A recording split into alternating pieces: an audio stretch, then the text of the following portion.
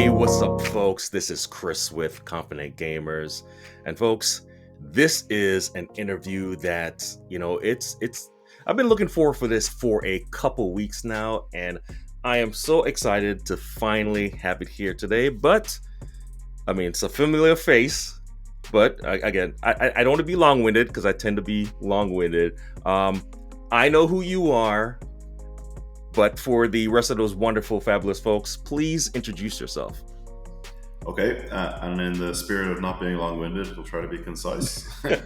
My name is Brandon Blacoe, and I'm the CEO of ByoWave. We build modular, accessible video game controllers for people that have disabilities, and you interviewed me a year and a half A ago year, now. yeah, PAX East last year, which was amazing.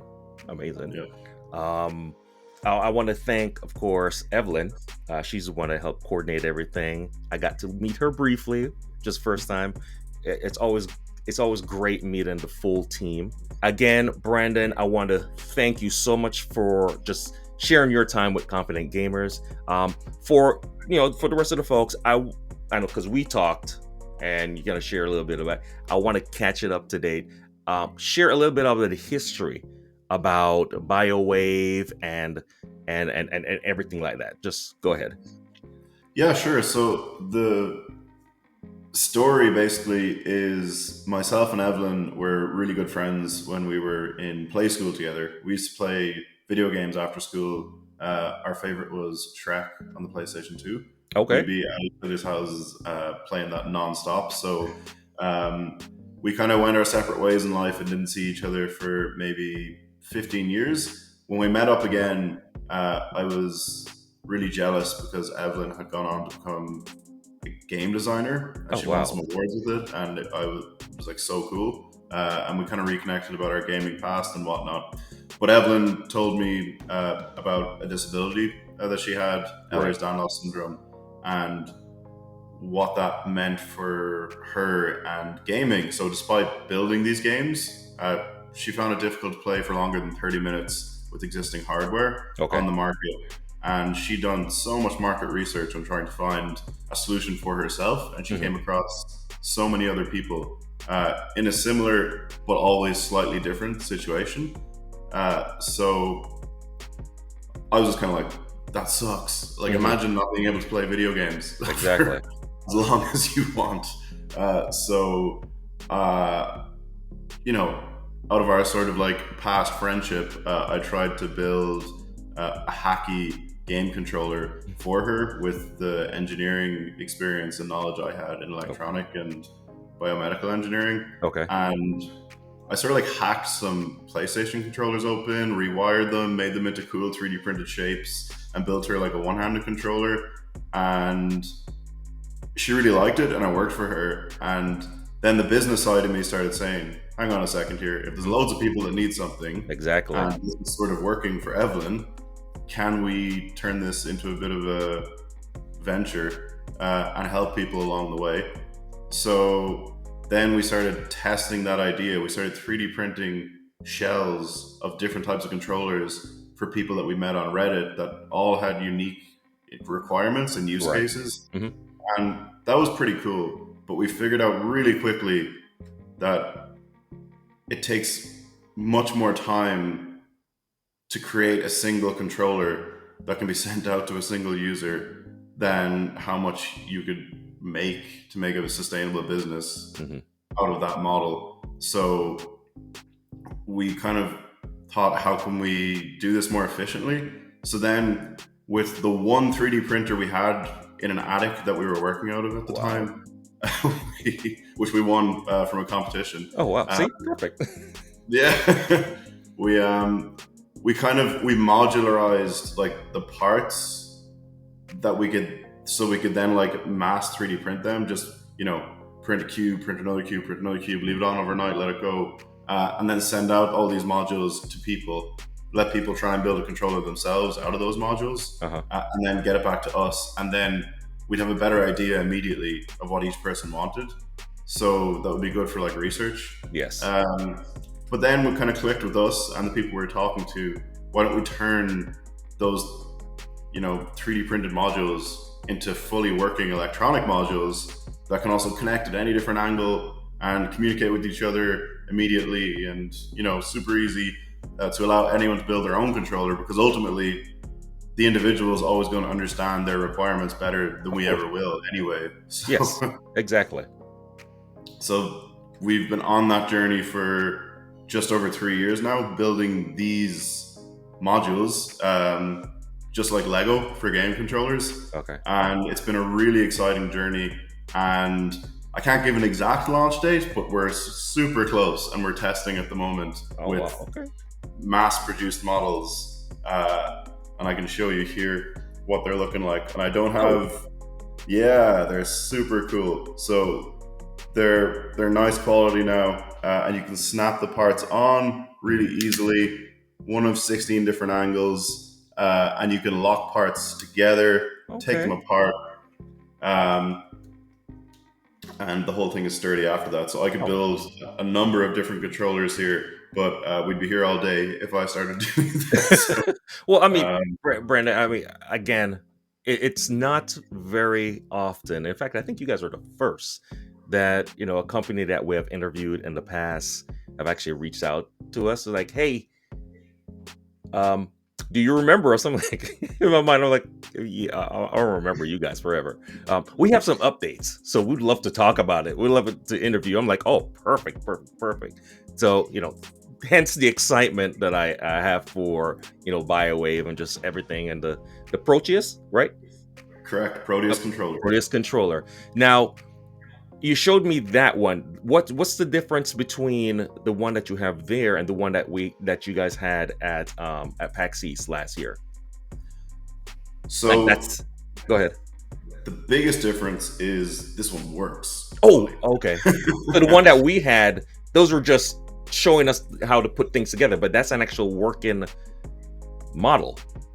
Exactly. Yeah. So Okay. those ones were 3D printed at that time, Yes. and uh, there was a number of differences in the design at that Okay. stage too, which required a lot of engineering to change. For example, the design of those models, I think we're about maybe 25% larger than the current Okay. modules, and fitting everything into a space like approximately 25% smaller was a Okay. huge engineering hurdle.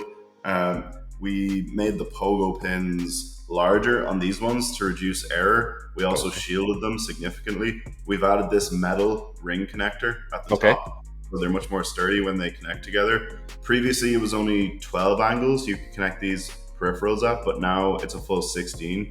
This Okay. means if you have a controller at 45 degrees, you can Hmm. easily swap this part into a 45-degree angle, and it can be Gotcha. upright from your perspective.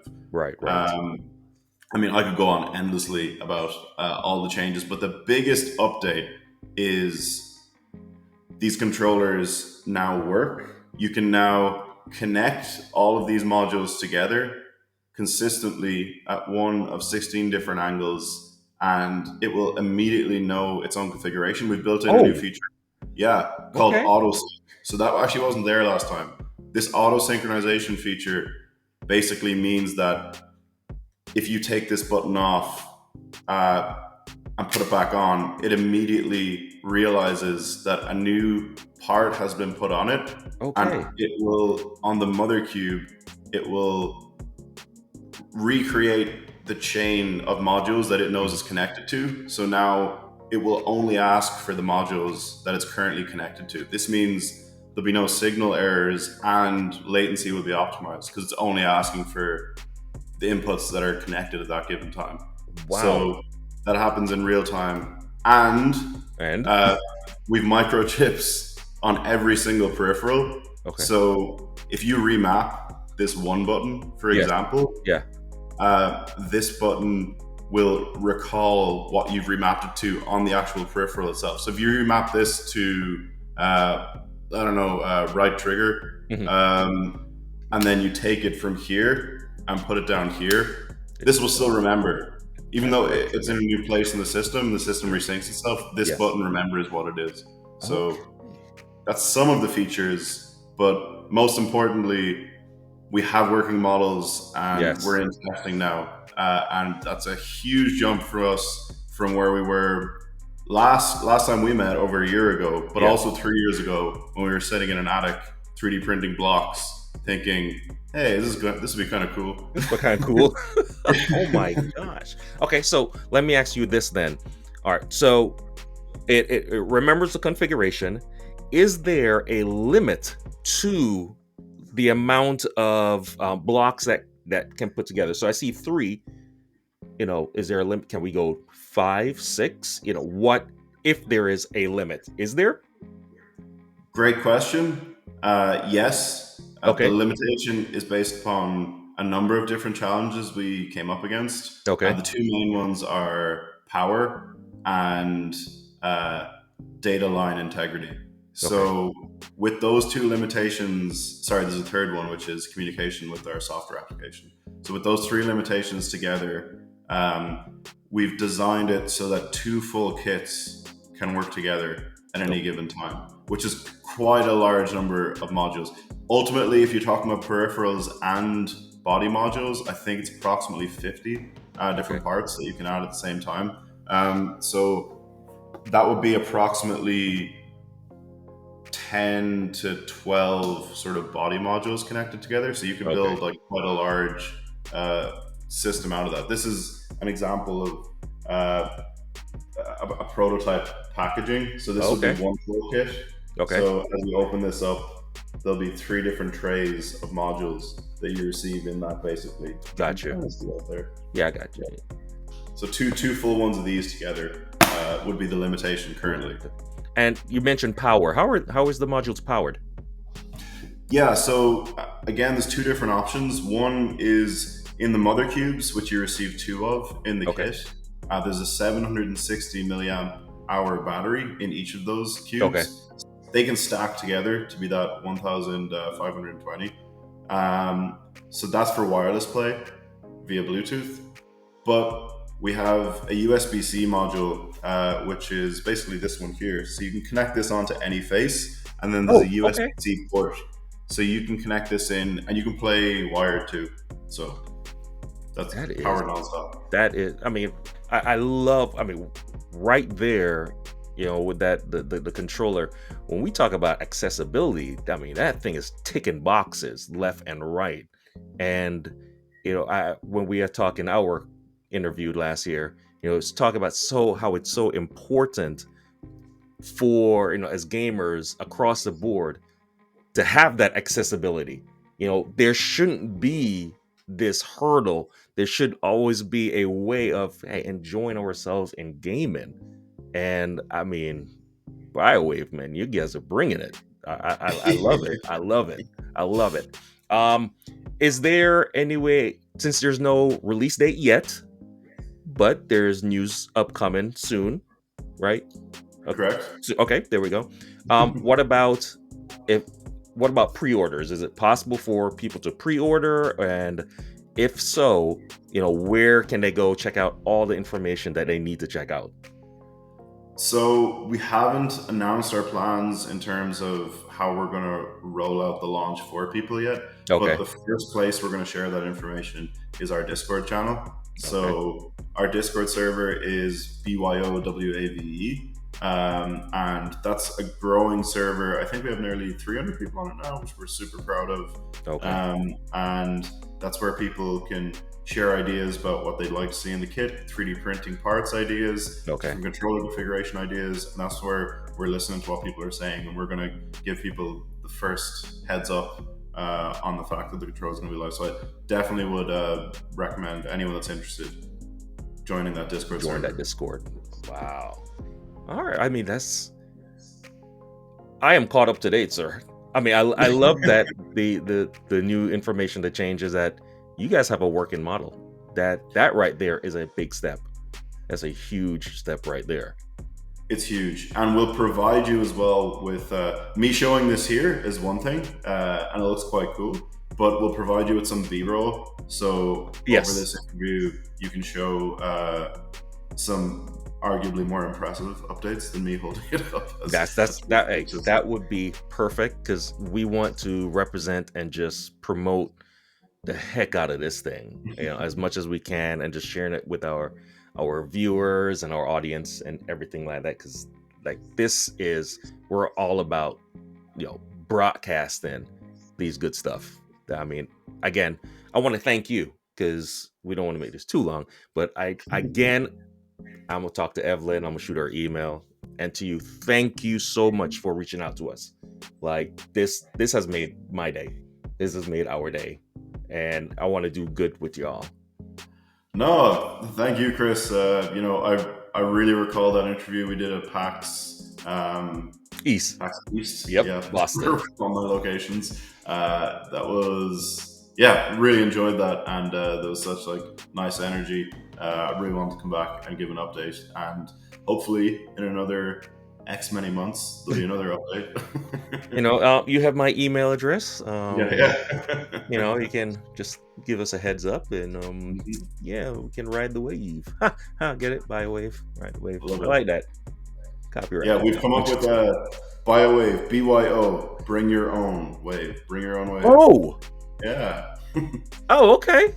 I Mhm. like it. I like it. All right, let's wrap this thing up. I want to thank you again for your time. It is extremely valuable, and we feel honored that you have shared that with us.